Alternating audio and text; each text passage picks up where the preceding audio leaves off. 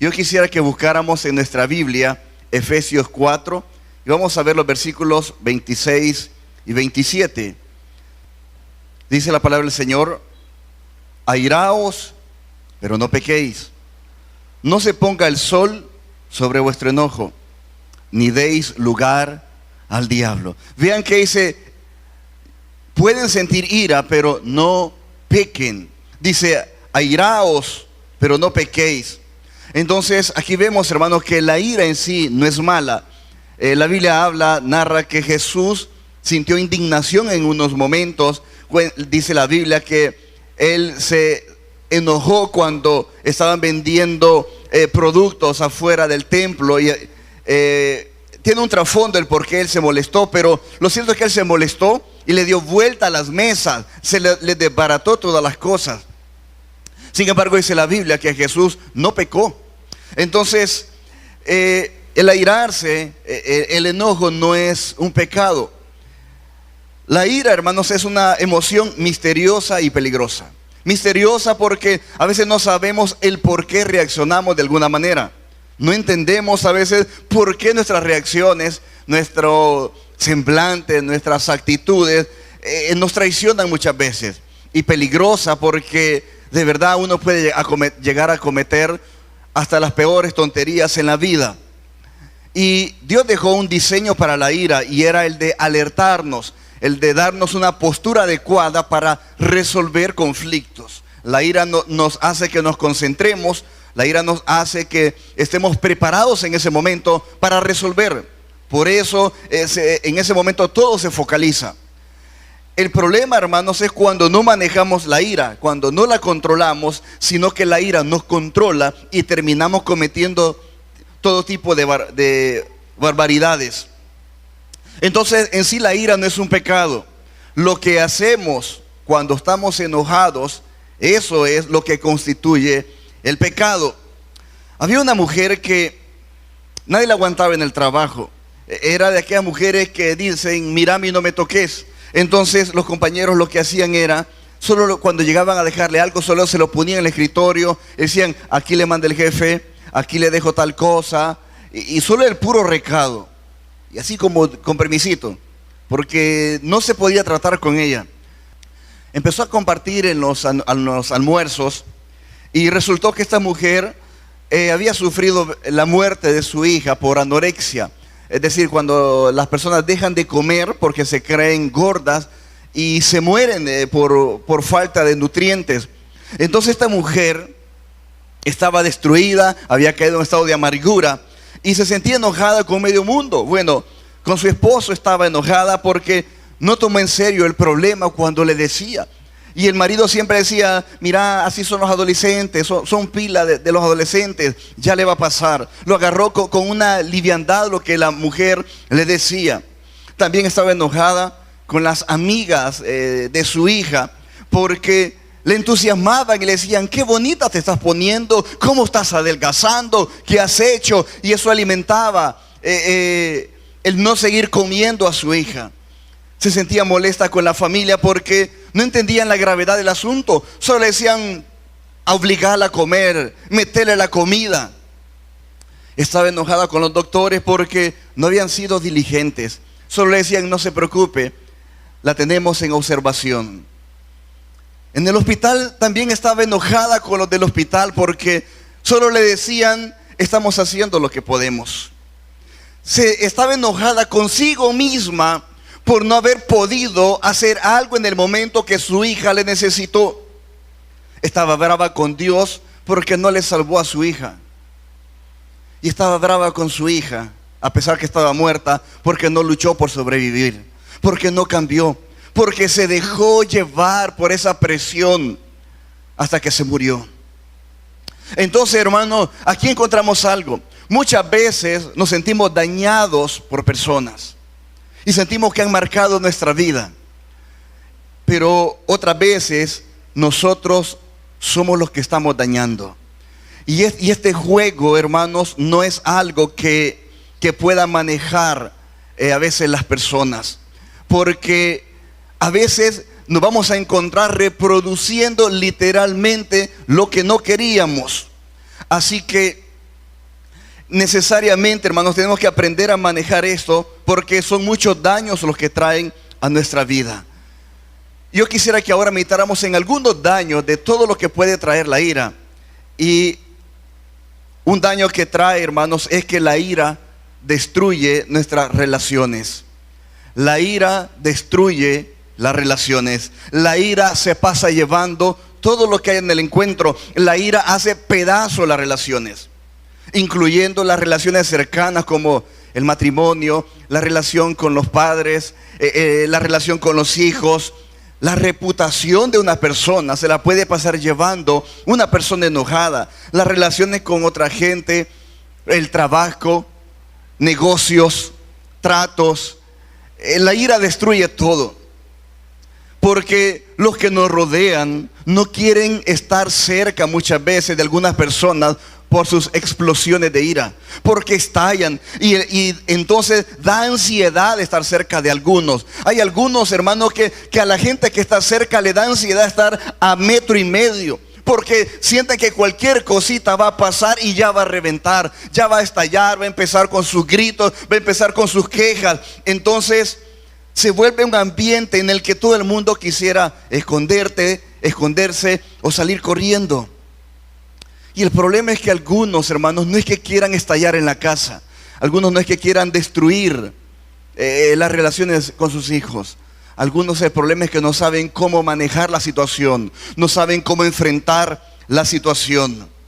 Y esto, hermanos, es algo que tenemos que ponerle atención. Porque el problema de una persona enojada, hermanos, es que llega a cometer todo tipo de daños a las relaciones.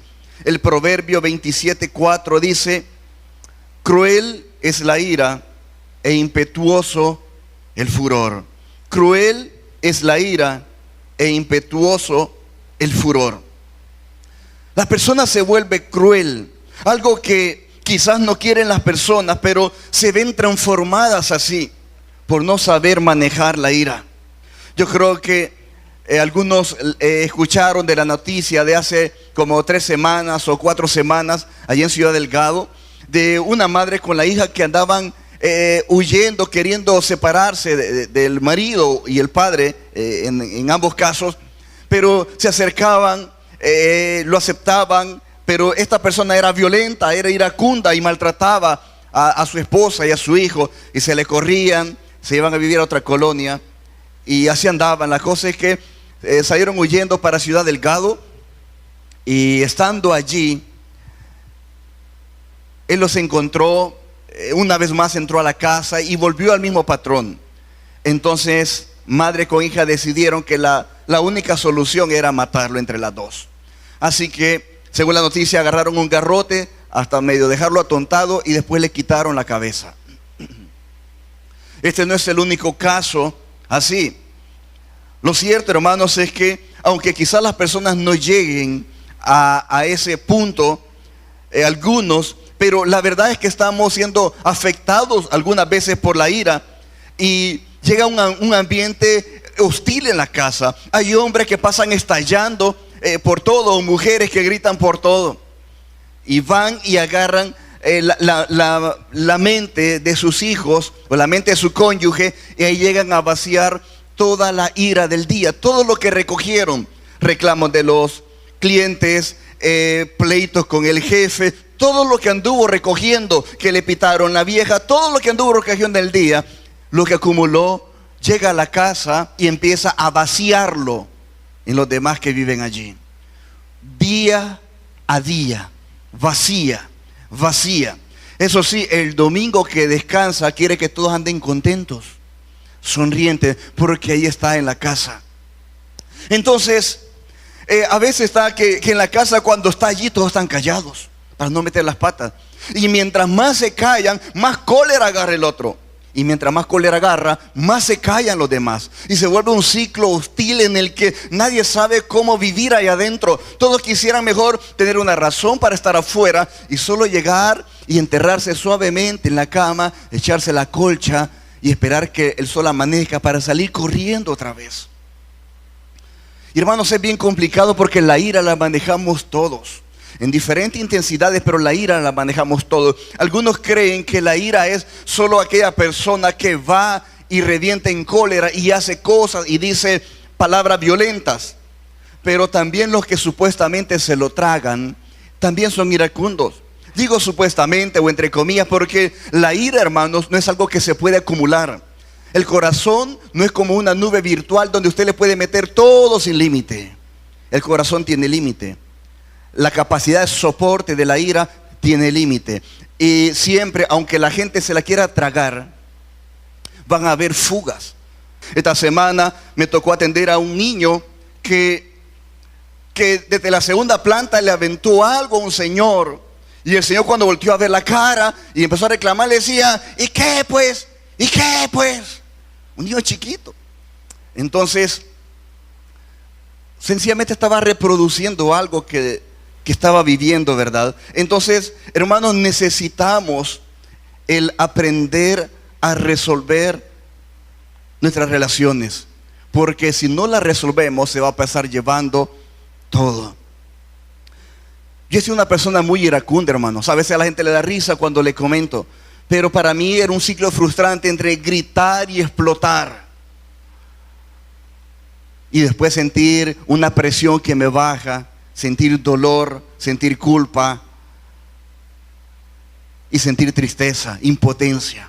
Pero la verdad, hermanos, es que yendo a la cruz de Cristo podemos entregarle toda la ira y encontrar esperanza en Dios, y que Él sane nuestra vida de todo enojo.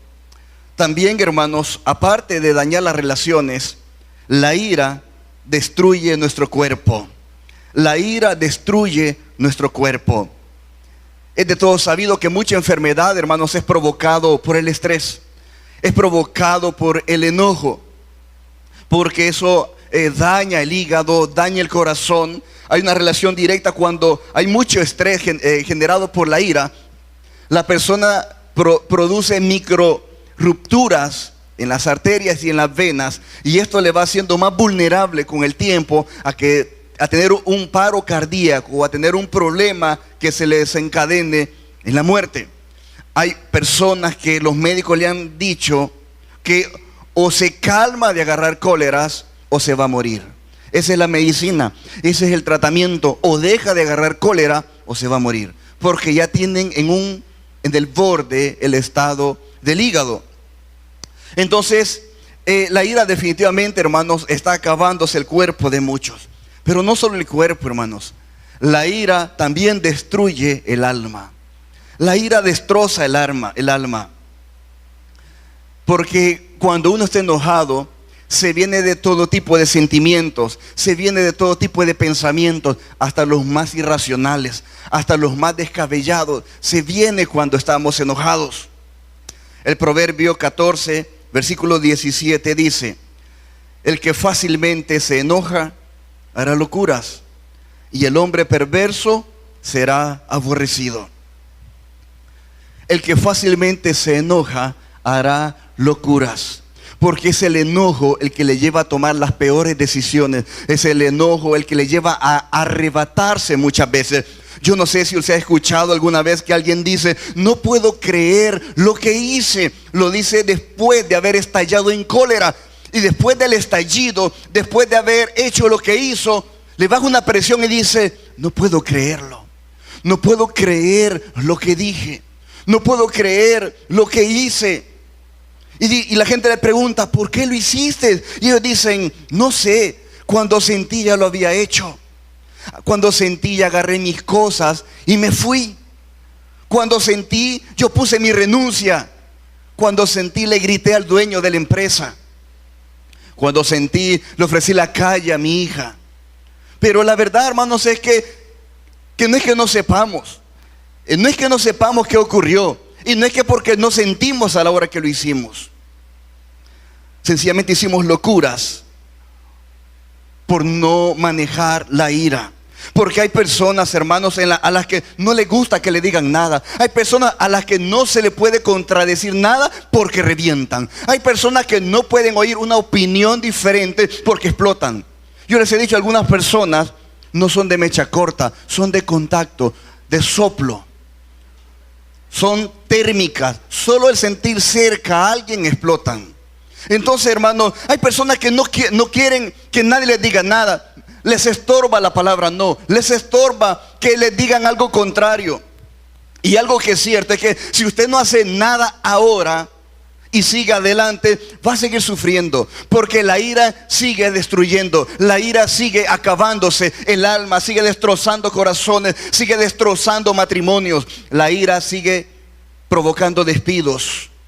La ira sigue provocando pérdidas económicas. La ira sigue destruyendo hijos. Y algo que tiene que ver es que si no hace algo ahora y sigue vaciando en sus hijos la ira, cuando crecen van formando una personalidad sumisa, codependiente. Personas que no opinan, no hablan, no dan ideas, se tragan todo. Porque han entendido que de la vida se espera eso, que se callen. Porque crecieron en un ambiente de callate y no rezongues. Entonces van creciendo así y solo se la van tragando. Y cuando se casan, se les encaraman los cónyuges. Porque solo aprenden a callar, a llorar en silencio o a desquitársela de otras maneras, pero no resuelven, no opinan. Porque así crecieron, porque así les formaron. Y por eso en vez de resolver problemas, solo los hacen graves. Porque quizás saben la solución, pero no pueden abrir su boca, no pueden hablar, no pueden opinar. Porque así los formaron, así los entregaron a la sociedad cuando se hicieron adultos. En los trabajos son personas que no dan soluciones, no opinan nada, porque por miedo a un estallido, por miedo a que las cosas salgan mal, por miedo a que los maltraten, por miedo al rechazo, no opinan. No son proactivos, no producen. Y por eso no ascienden en los trabajos, no crecen en las empresas, por los daños en el enojo. Entonces, tiene que hacer algo ahora. No puede seguir igual. No pueden seguir las cosas como si nada está pasando. Debe de haber un alto. Debe de haber un momento en el decir, ya basta. Ya no puedo seguir agarrando de basurero mental a los que están cerca de mí. Porque saben que no me pueden contradecir. Porque saben que yo no me quedo callado. Debe de haber un poco de conciencia en nosotros y reconocer que la ira destruye todo el alma. Pero aparte de destruir el alma, la ira también destruye nuestro espíritu. La ira destruye nuestra vida espiritual. ¿Sabe por qué? Porque cuando estamos enojados, no queremos rendirnos a la voluntad de Dios. El enojo controla nuestro corazón y nuestra mente y no queremos oír a Dios. No queremos. Dios nos está hablando. Dios nos está diciendo, cálmate, para, no sigas hablando, detenete, hace algo, alto. Y Dios nos está diciendo y queremos no, y le ponemos la mano en la boca a Dios. Decimos, cállate, es que no es justo lo que me dijo. Es que viste cómo trató, viste la cara que me hizo, viste lo que puso en el Facebook, tantas cosas. No es justo, no puede ser. Entonces, Señor, no, espérate, ahorita no quiero oír nada. Y van y siguen adelante y sufren el daño por la ira. Y en Proverbios 19:3 dice algo bien cierto. Y más claro no lo puede decir la Biblia. Dice, la gente arruina su vida. ¿Por qué? Por su propia necedad. Y después se enoja con el Señor. Aguantan. Vean una vez más. La gente arruina su vida por su propia necedad. Es decir, no hace caso, no oye a Dios. Y después se enoja con el Señor. No es un absurdo, no es posible. Hay algunos que cuando están enojados prefieren que les caiga encima, pero no ceder al enojo. Que le pase el tren, como dicen, pero no cedo al enojo. A mí no me doblegan, a mí no se me habla así, a mí tal cosa. No importa lo que esté ocurriendo, se determinan a no oír la voz de Dios. Y esto es grave, hermanos, porque no oír la voz de Dios solo le va a llevar al fracaso. No oír la voz de Dios, peor en un momento de falta de cordura, nos va a llevar a destrozarnos, a tomar decisiones de las que después decimos, no sé qué pasó, solo sentí cuando lo hice.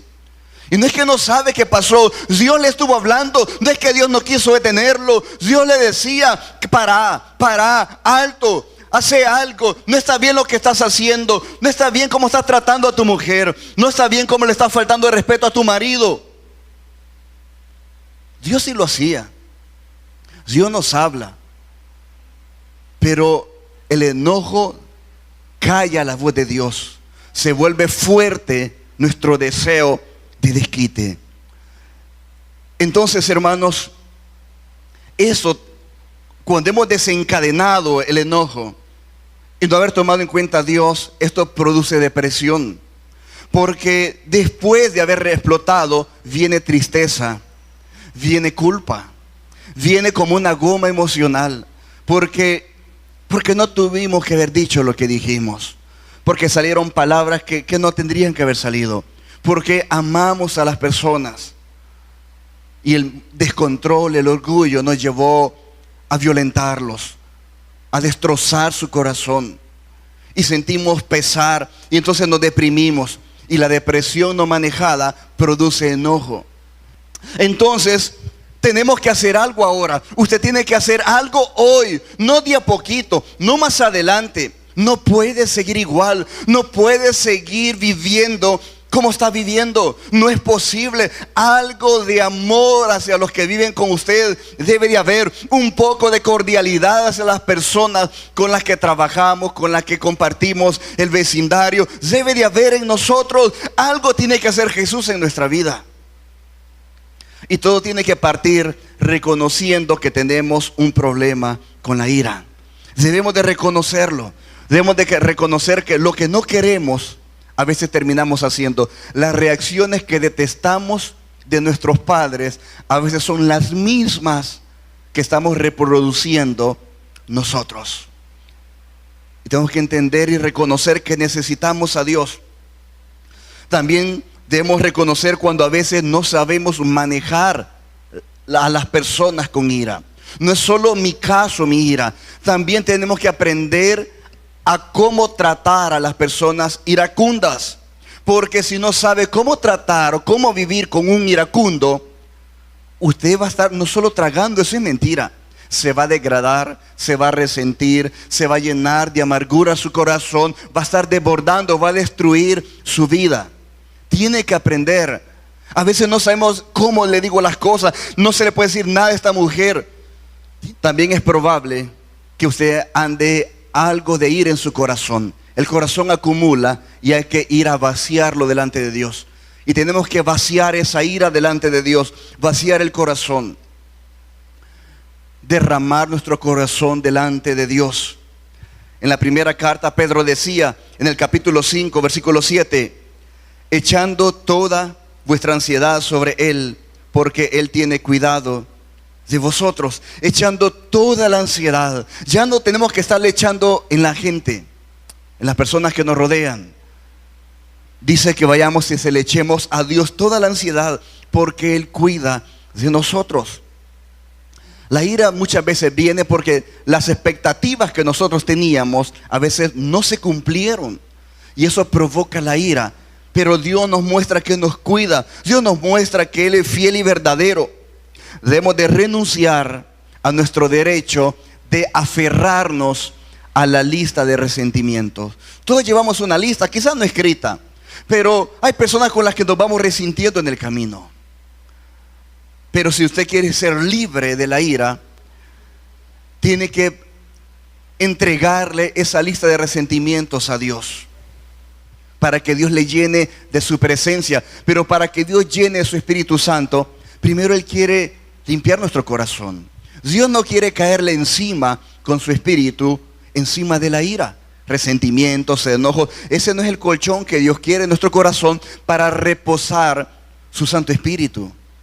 Dios necesita primero limpiar el corazón, que lo vaciemos, para entonces un corazón limpio poder Él vaciar de su Espíritu Santo y llenarnos y hacernos brillar con su misericordia. Y alguien podría decir, pero es que yo tengo todo el derecho de estar enojado porque no es justo lo que me hicieron. Y el precio que debo de pagar por soltar a esta gente, siento que es muy alto. No siento que está bien. Solo venir y decirle: Dios, los perdono, siento que no está bien, no es justo.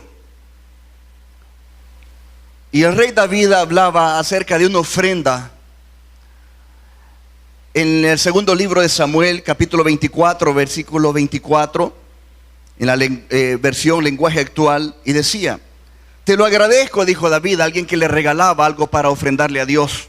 Te lo agradezco, le dijo, pero yo no puedo ofrecerle a Dios algo que no me haya costado nada. Entonces no es sacrificio. David quería ofrecerle sacrificio a Dios, pero si le regalan algo y solo lo iba a ir a dejar, no era sacrificio. Y por eso le dijo David: yo no puedo ofrecerle a Dios algo que no me ha costado nada como sacrificio. Sacrificio es agarrar la lista de las personas con las que estoy resentido, las que me han creado dolor, resentimiento, y decirle: Señor, yo vengo a tu altar, yo te la entrego, es mi ofrenda, te la entrego con dolor, te la entrego por decisión. Mi corazón no quiere, honestamente no quiere entregarte, pero tomo la decisión por mi bien, por el bien de mi hogar, por tener un hogar donde podamos compartir, podamos sentarnos a la mesa y disfrutar una comida en paz, podamos reírnos un rato, por el bien de mi futuro. Es mi ofrenda de valor, porque estaba bien arraigada mi corazón. Y esto, hermanos, ese es un inicio del manejo de la ira. Porque podríamos decir: bueno, de verdad que es doloroso todo lo que produce la ira, entonces bueno, voy a tomar una mejor actitud. Pero, hermanos, si no tenemos resuelto lo que produce la cólera, mañana, hoy quizás va a andar contento, quizás va a comer las pupusas contento, y aunque le den poco curtido, se va a reír. Pero mañana en la tarde, quizás ya por la noche, ya va a reventar.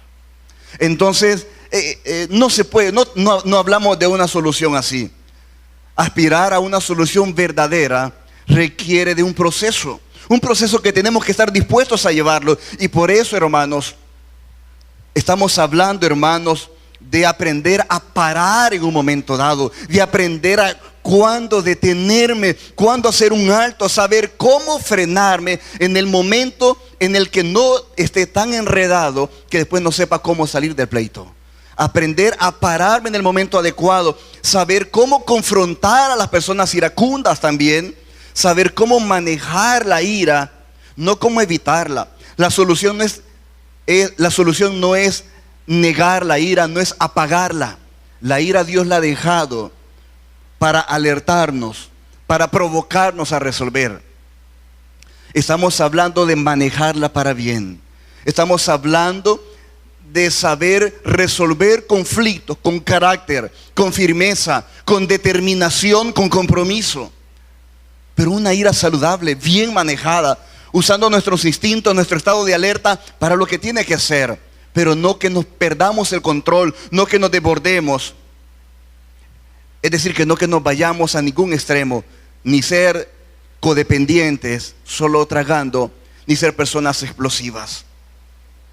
Así que la ira es algo que va a determinar el rumbo de todas sus cosas: su matrimonio, su familia, sus hijos, el trabajo, todo.